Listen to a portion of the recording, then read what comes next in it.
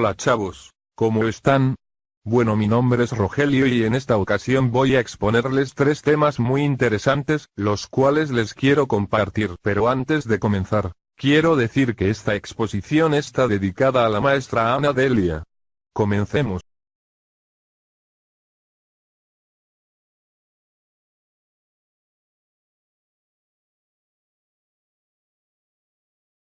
Historia de México, tercer grado. Jorge Alberto Ordóñez Torrijos y Carla Olivares presentan.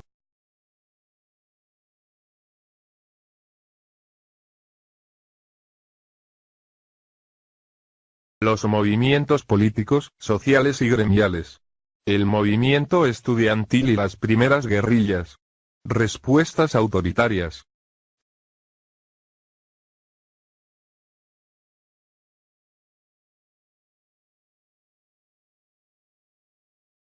Los movimientos políticos, sociales y gremiales.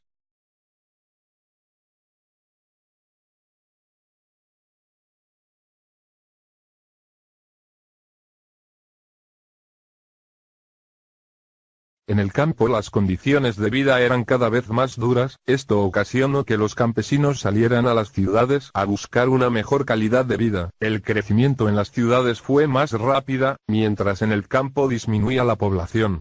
En el campo y la ciudad hay un vínculo, aunque hay mucha desigualdad social y económica. Por otra parte, mediante el diálogo y la negación lograron solucionar los conflictos que se estaban ocasionando.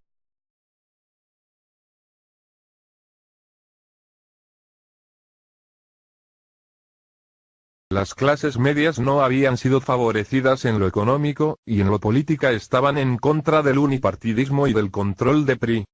Los grupos fundaron un partido, los conservadores, que se oponían a las políticas cardenista, y fue ahí donde se fundó el Partido Acción Nacional. A partir de las elecciones de 1940, a nuestro punto de vista un nuevo partido cambió, pues a partir de ahí se fueron incorporando nuevos candidatos a la presidencia y nuevos partidos.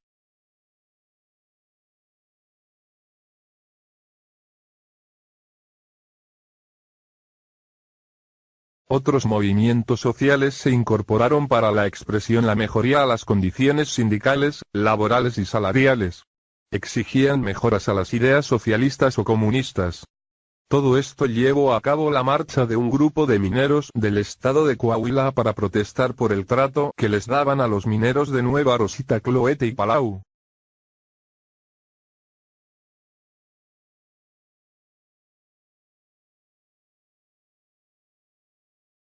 El movimiento magisterial también fue uno de los más importantes, fue en la década de 1950.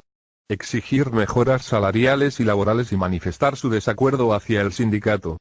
Este movimiento fue reprimido, ocasionando que muchos maestros fueran encarcelados. Miembros del MRM fueron expulsados del ESNTE. Todo esto ocurrió al finalizar el sexenio del presidente Adolfo Ruiz Cortines.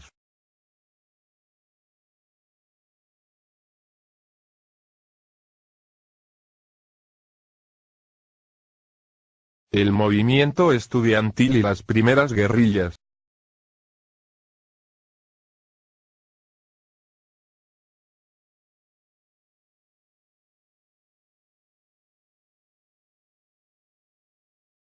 En 1968, mientras el gobierno preparaba la celebración de las Olimpiadas, comenzó a manifestarse en la Ciudad de México el movimiento estudiantil.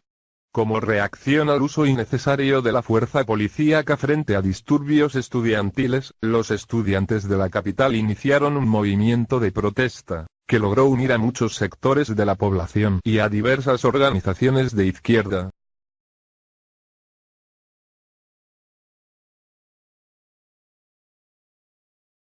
Con el ambiente generado por la Guerra Fría, el presidente Gustavo Díaz Ordaz veía en los movimientos estudiantiles la injerencia del comunismo en nuestro país. Es así que desde un primer momento, ordenó la represión de las manifestaciones estudiantiles.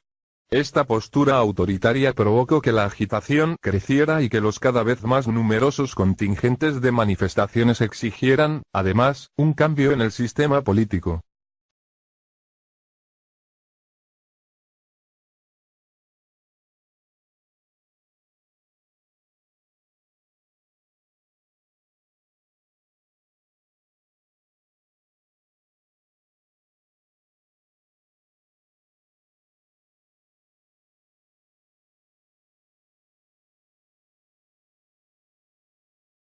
Agrupaciones como el Frente Urbano Zapatista, el Partido de los Pobres, las Fuerzas de Liberación Nacional y la Liga Comunista 23 de septiembre, entre otras, sobresalieron por mantener una resistencia guerrillera mediante robos, asaltos y secuestros. Comenzó entonces, hacia los años 70, lo que se ha conocido como la Guerra Sucia, entre los guerrilleros y el gobierno, cuyos resultados fueron una larga lista de desaparecidos.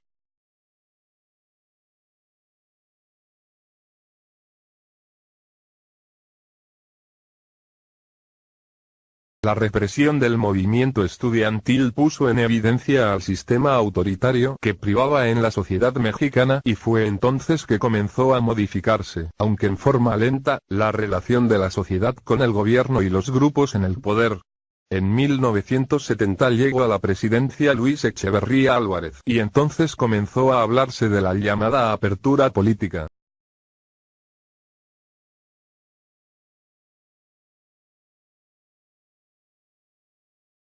En su discurso, Echeverría se apropió del lenguaje de la oposición e incluso de muchos de sus fundamentos ideológicos de filiación socialista. Fue así que muchos intelectuales se acercaron al gobierno con la idea de llevar a cabo una reforma del país. Sin embargo, muchos otros prefirieron mantenerse en la oposición de un régimen que mostró nuevamente su autoritarismo con una nueva represión a una manifestación estudiantil, el 10 de julio de 1971, hecho conocido como el Jueves de Corpus en la Ciudad de México.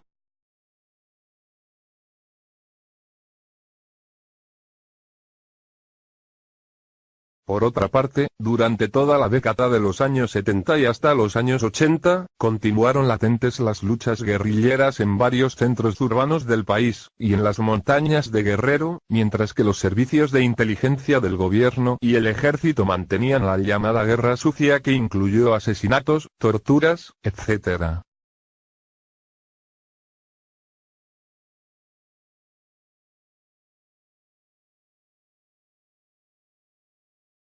Respuestas autoritarias.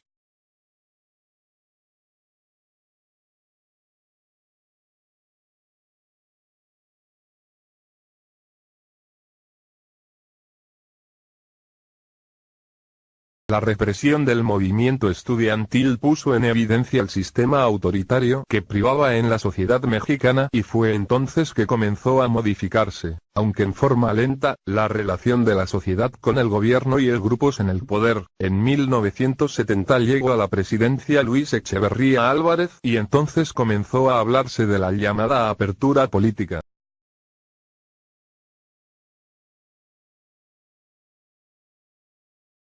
En su discurso Echeverría se apropió del lenguaje de la oposición e incluso de muchos de sus fundamentos ideológicos de filiación socialista. Fue así que muchos intelectuales se acercaron al gobierno con la idea de llevar a cabo una reforma del país. Sin embargo, muchos otros prefirieron mantenerse en la oposición de un régimen que mostró nuevamente su autoritarismo con una nueva represión a una manifestación estudiantil, el 10 de julio de 1971, hecho conocido como el Jueves de Corpus en la Ciudad de México.